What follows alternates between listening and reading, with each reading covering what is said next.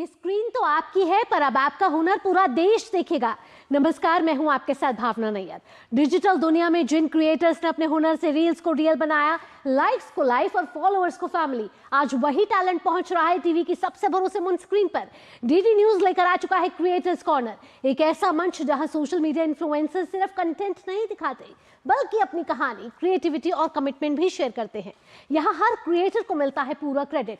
आपका नाम, आपका चैनल, आपकी पहचान, मंच हमारा, क्योंकि हुनर का सम्मान होना चाहिए और पहचान होनी चाहिए राष्ट्रीय। तो तैयार हो जाइए रील से रियल तक, मोबाइल से मेन स्ट्रीम तक और सोशल मीडिया से राष्ट्रीय मंच तक के इस शानदार सफर के लिए। आप देख रहे हैं क्रिएटर्स कॉर्नर, जहां क्रिएटर्स बनते हैं सेलिब्रिटीज।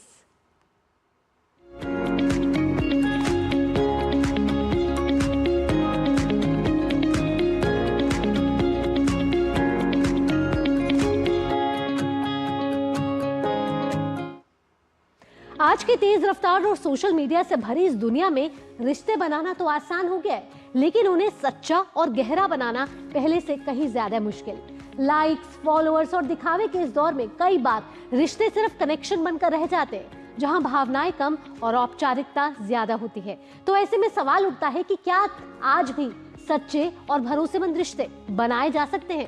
इन्हीं सवालों का जवाब देने की कोशिश कर रही हैं कंटेंट क्रिएटर आकाश संध्या ने अपने इस वीडियो के जरिए। सच्चे रिश्तों की चाह इंसान में हमेशा से रही है। अभी आप अगर गौर करेंगे तो हम इतिहास के सबसे जुड़े हुए काल में हैं। फिर भी अकेलापन इस समय की सबसे बड़ी चिंता बना हुआ है। पर ऐसा क्यों ये इतना मुश्किल बन चुका है? इसका बुनियादी कारण है एक डर, कमजोरी दिख जाने का डर, दूसरों के सामने खुलना, अपनी असुरक्षाओं के साथ असली रूप दिखाना, ये बहुत डरावना होता है। तो फिर हम क्या करते हैं ना कि अपना एक बड़ा चमकदार, परफेक्ट सा संस्करण पेश करते हैं, वर्जन पेश करते हैं, बातचीत को हल्का और सतही और बनावटी रखते हैं। अब आयरनी देखिए, अक्सर क्या होता है ना कि हम सच्चे रिश्तों की कामना तो करते हैं, पर हमेशा उन चीज़ों से बचते हैं जो इसे संभव बनाती हैं। दूसरों से तो एक्सपेक्ट करते हैं कि वो अपना वल्नरेबल साइड दिखाएं, पर खुद की सच्चाई बताने में हम हमेशा पीछे हट जाते हैं। मुश्किल बातचीत से दूर भागते हैं ताकि कोई विवाद या फिर फैसला ना हो। हर किसी के कुछ ना कुछ फ्लॉज हैं, खामियां हैं। सबकी जिंदगी में कुछ ना कुछ समस्याएं जरूर हैं, पर ये हम किसी के सामने दिखाने से कतराते हैं। अब अगर बात आएगी कि ऐसा क्यों करते हैं, तो देखिए, इन सवालों के ना कोई आसान जवाब नहीं। बस इतना जानिए कि अगर आपके मन में ऑथेंटिक कनेक्शन की चाह है, तो अपनी सच्चाई को अपने साथ रखिए। जो भी रिश्ते आप बनाना चाहते हैं, वो दिखावे की बुनियाद पर मत शुरू करिए। जब आप इसी रास्ते पर आगे बढ़ेंगे ना, तो आपके भीतर एक समझ आ जाएगी। और फिर देखिए कितनी अच्छी बात है ये कि एक उम्र के बाद ना सुंदरता नहीं, सहजता आकर्षित करती है। जब रिश्ते सहज होंगे, सरल होंगे, तब जाके उनमें सच्चाई आ पाएगी।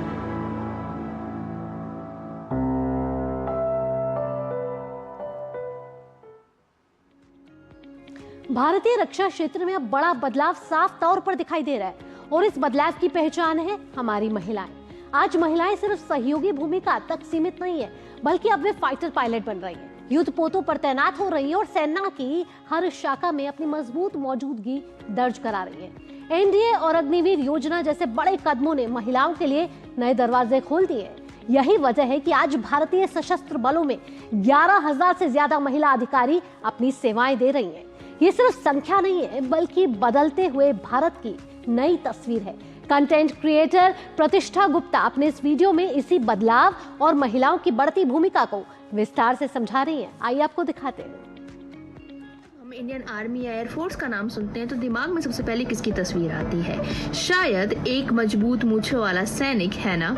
लेकिन आज की सच्चाई कुछ और है। आज भारत की सीमाओं पर आसमान में फाइटर जेट उड़ाते हुए और समुद्र के बीच में मिशन को संभालते हुए भारतीय महिलाएं भी उतनी ही शक्ति से खड़ी हैं। और यह बदलाव सिर्फ प्रेरणादायक ही नहीं बल्कि इतिहास बना रहा है। अगर इतिहास देखें तो पहले महिलाओं की भूमिका भारतीय सेना में ज्यादातर मेडिकल या नर्सिंग तक ही सीमित थी।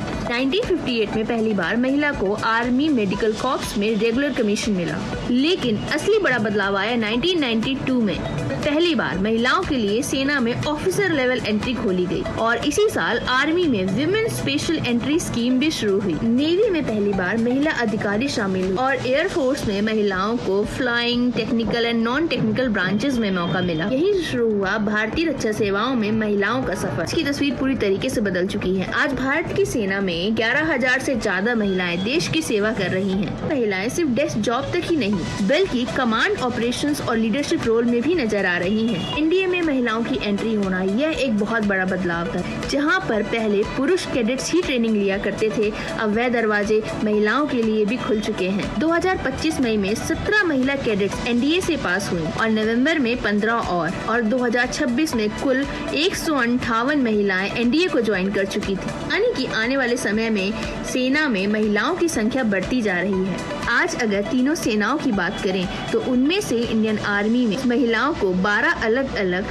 आर्म्स एंड सर्विसेज में परमानेंट कमीशन मिल रहा है। इंडियन नेवी की बात करें तो महिलाएं युद्ध पोतों पर तैनात हो रही हैं, पायलट बन रही हैं, नेवल एयर ऑपरेशंस को संभाल रही हैं और सबमरीन को छोड़कर लगभग सारी ब्रांचेस अब महिलाओं के लिए ओपन हो चुकी है। इंडियन एयरफोर्स में तो इतिहास ही बन चुका है। 2015 में महिलाओं को फाइटर पायलट बनने का मौका मिला और 2022 में इसे स्थायी योजना बना दिया गया, यानी अब महिलाएं भी कॉम्बैट मिशन उड़ाती हैं। चलिए अब मिलते हैं उन महिलाओं से जिन्होंने सच में इतिहास लिख दिया। जनरल साधना सक्सेना नायर आर्मी के मेडिकल विंग की पहली महिला डायरेक्टर जनरल बनी। कर्नल पुनुंग डोमिंग दुनिया के सबसे ऊंचे बॉर्डर टास्क फोर्स की कमांड संभालने वाली पहली महिला अधिकारी बनी। स्क्वाड्रन लीडर भावना कांत भारत की पहली महिला फाइटर पायलट जिन्होंने कॉम्बैट मिशन के लिए क्वालिफाई किया।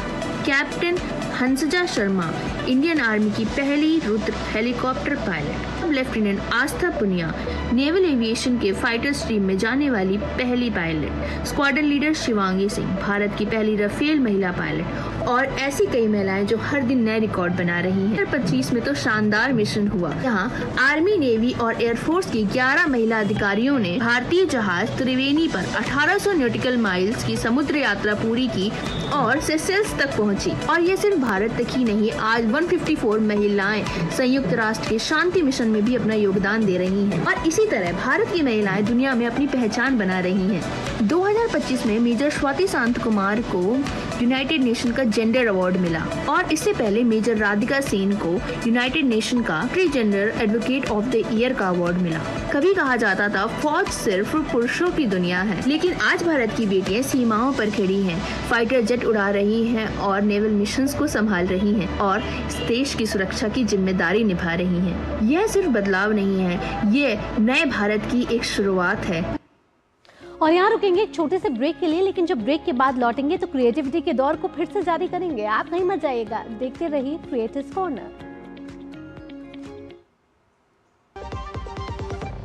महाशय धर्मपाल जी के 130वें जन्मदिन पर MDH मसालों पर पाइए 10% एक्स्ट्रा। अब स्वाद के साथ बचत भी, अब पाइए बचत ही बचत। जब धरती चीर कर निकलता है लोहे का पत्थर और मिलता है मोंगिया के जोश से, फिर तपता है, पिघलता है और बनता है फौलाद। अब होता है सरिया सारी खूबियों के साथ। मोंगिया स्टील, मजबूत देश का मजबूत सरिया।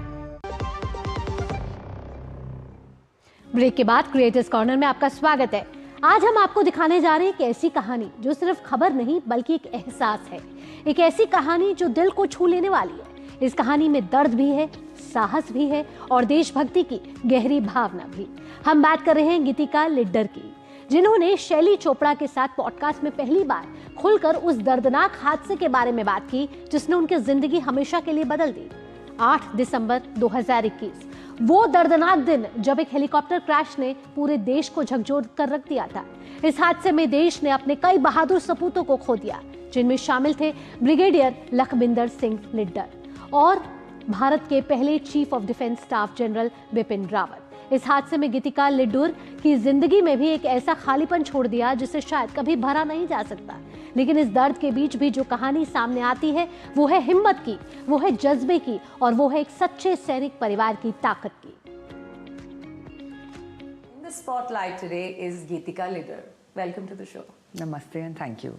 We've seen that in the armed forces, and being an armed forces child myself, at all times, it's like when you say bye at the door, you know, it's almost like you're saying goodbye until the person is back, and it's a reality you learn to live with. Was it uncomfortable getting used to that reality, even though you came back, you know, your background is from the armed forces? I wouldn't say uncomfortable, but the latent fear has always been there, and it's something that you never think about, you know. It's and I'm not saying it happens to someone else and doesn't happen to you, but it's you know, your mind is a very bad master. So I think it's always good to be positive and good to keep that positive frame of mind, and also a large part of our times with danger and our, you know, tryst with danger was by and large over by the time this happened. Yeah. But I've had my fair shares of malas in my hand and constant japs, and, you know, like just waiting for that okay report that okay, has he reached a certain location. And I mean, we have lived under the shadows of and background is irrelevant, because you know, you can come from anywhere, but a woman is a woman, so you know, they never stop worrying about their loved ones. Yeah. There is I know it's hard to constantly talk about it, but that very moment when you know, when the crash happened, what was that experience? If you could relive this for some of our listeners who will go and perhaps get your book, what was it like at that moment to, I don't even want to say what was it like, maybe if you could recount that experience, because it's not easy to kind of hear something, but as a person, you know, you're preparing for situations at all times. So I just want you to recount that moment for us. Yeah, so to begin with, I think no one, and however tough your husband's job is, can be ever prepared for something like this, because it is always a normal day. It is always like a day that, you know, you've lived hundreds of those before. And in the morning when I said bye to him, he was going to Wellington, and I remember saying that, you know, and he used to travel a lot. It's something like in the morning, if we have packed 2-3 types of snack boxes and lunch, and at night, he used to keep very long hours with General Rawat, and he would come back by 9:30, and all the boxes would come back unopened, and I would say, what happened? They say, oh, we went to Pokhran today, or sometimes he'd say, oh, we went to Jaipur today. And I used to always say that, you know, oh, the way you fly out and fly in, as if we go to Karol Bagh. You know, you don't even know how your day has gone. Yeah. And some of them were such guarded, you know, and one would never know where he's gone and if he's gone, and how, because it was always a fixed wing movement or a chopper movement, so it was always within the day, or so this was like an overnighter, and he was to be back the next day. His brother Bhabhi were around, and I remember saying that I wish, you know, because day after they're going back to Canada, and he said, oh, today you take them to Big Chill, tomorrow we'll all party. So the next day we did have a party planned, and this evening I was to take them to Big Chill. And I was taking an online class, and it was just a regular day. And this kind of a call, a friend called, and I have recounted in the book. The book begins with the first chapter, which is the 8th of December. And, you know, it just, and it's providence, because 10 minutes ago, I mean, 10 minutes before this, probably I do have a WhatsApp, 10 or maybe 20 minutes before, because when he shifted from the fixed wing to the chopper, I have that is recorded, that landed at Sulur and now taking off for, I mean, from Coimbatore to Wellington. So I knew the transit to the chopper has happened, and the chopper was very stable. One never thinks of it, and he has flown in such horrible aircrafts as a youngster. And this is like a stable twin engine aircraft. The protocols for the CDS were so strict, and the security clearances were so many, and only a certain set of people could fly the CDS. Yeah. They had to have so many clearances. One never thought of something like this. But of course, destiny has its own way of how they deal with how they deal out our cards to us. So in that online class, when Anil kept calling, and everybody knows that I work, and everybody knows not to call me during work hours, but the phone kept ringing and I kept cutting, and I was wondering what happened to Anil. Then finally I muted, it was online, and I muted my class, and I took the phone, and Anil said, ma'am, oh, there is, and it was a very understated, and there was no panic in his voice, and he said, ma'am, there's a bad landing, the choppers had a bad landing. I said, okay, fine. So he said, ma'am, baki, no news yet, and we'll update you. And I just didn't panic. I mean, the only thing I secured both bases was my parents, because I was like, okay, let me see if they are busy. And my mother plays this game called Mahjong, so I called her up. I said, you started? She said, yeah, I started. No. I said, okay, call you in the evening. So I was just praying that by the time she gets up from that game, everything will be fine. He would have broken a few bones, and I'll say accident ho gaya tha, and he is at Wellington, and I'll probably go the next day, depending on how bad it was. And Tony, being Tony, was always like so vain about his fitness and everything. I had no concerns. I had no panic. And I was like, he probably will, I was visualizing the chopper as, would have, and we've been in Wellington, so it's a wooded, very heavily wooded area. They're young mountains, they're low mountains. So I just thought the chopper will get stuck somewhere and he will jump, he will help Mrs. Rawat the first thing. I just didn't panic. And of course, the way they kept the news, and the way those 5 hours of waiting and no news and nobody coming online for me was when I actually, and then the chief's wife doesn't come to your house if it's not very bad news. So it hadn't been, because of the protocol issues and the number of people, the person who was traveling in it, because of General Rawat and the clearances from the ministry and the Raksha Mantri, they did not, kind of tell us till about 5:30, which was really bad, because that, completely the death knell started sounding sometime, within that hour or two, that it's not good news. Something is just not right. And with this world of breaking news, sometimes you tend to get so much more information from the outside world that you're not perhaps ready to want to believe, because the news flies so fast. Every human today is a journalist really with a camera, right? So did that happen to you as well? The good thing my friends did was that there was no TV which was on in my room, and my phone was not with me. So I think my daughter was scrolling a lot in the other room, which was surrounded by her friends and a lot of people in the house. There may be 200-300 people in the house by then, but I had no such data. So I probably had no access to anything, and I didn't want to deal with anything. I'm very devout, so I had my mala with me, and I was sitting next to my mandir and just praying that, I should just get some good news, and that's about it. So maybe I missed all that, the way all that was happening. And in this book, one of the most powerful sentences is that there are 5 known stages of grief, and acceptance is the highest after you've gone through denial, anger, bargaining, and depression. And you say that you had reached the 5th stage within 12 hours of this incident. Can you talk to us about that? So I had too many things to deal with, So, and the bargaining had happened within those 4 hours, I think I was just talking to my God that may it be a few bones, or maybe, he might be on the wheelchair. I'll manage anything. I have, I have a lot of faith in the universe, and I just thought that, I can earn more money. I can do anything. It's all right. There should be life, and I'll manage everything. I'll start a business.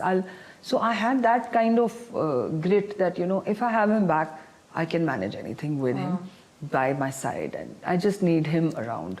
So that bargaining and denial never was, because when you're an intelligent, informed person, your mind knows, and you can do the iterations of how bad this is. So, and then I had Ashna, she was all of 16. My parents are just not, my mother's just not strong. and my mother-in-law heavily dependent on us only, and sister-in-law is a widow, so she was widowed at a young age. So you know, we've been through a lot as a family. So and I'm very conscious of the fact that my husband had great expectations from me. I mean, he had full faith in every time, and I'm an infantry wife, so I've actually managed a lot alone.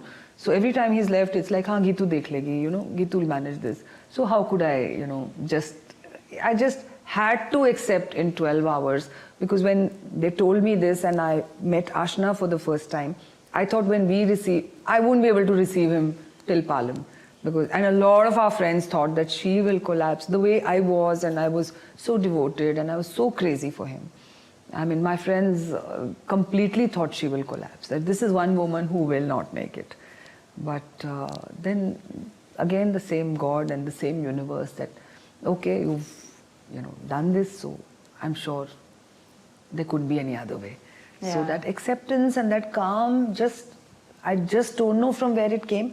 And I was not the typeset, because I used to worry and I used to pray and I used to do 3 fasts a day. So, you know, I was the template who was always that, you know, will not even swallow spit during the Karwa Chauth, I mean the day, and I was like just so crazy. But it just came to me like something from above, that this is it and you have to just stand up the way he wants you to. And you told your daughter that we will make it through this. Yeah, this is the last rites, and then the bhog, like we are Sirdar, so we had the Akhand part and the bhog. And right after that, I rounded her up and I said, listen, you've lived through 2 worse, it cannot get worse than this. We will never see a day worse than this. So we've lived through the worst, it can only get better. And we'll make it through this, you and me. Thank you very much. इसी के साथ आज के creators corner के creative episode में इतना ही। अगर आपके अंदर भी है कुछ अलग करने का जज्बा, तो आप अपना कंटेंट हमें ddnews.creatorscorner@gmail.com पर भेज सकते हैं, या फिर आप नंबर नोट डाउन कर लीजिए 8130555806 8130555806 नंबर पर व्हाट्सएप भी कर सकते हैं, क्योंकि क्रिएटर्स कॉर्नर में हर क्रिएटर की कहानी मायने रखती है और हर आवाज को मिलता है पूरा सम्मान और पूरा क्रेडिट। अगले एपिसोड में फिर होगी आपसे मुलाकात नई सोच, नए चेहरों और नई क्रिएटिव उड़ान के साथ। तब तक के लिए आप क्रिएट करते रहिए, प्रेरित करते रहिए और देखते रहिए क्रिएटर्स कॉर्नर। दीजिए अनुमति, बाय बाय।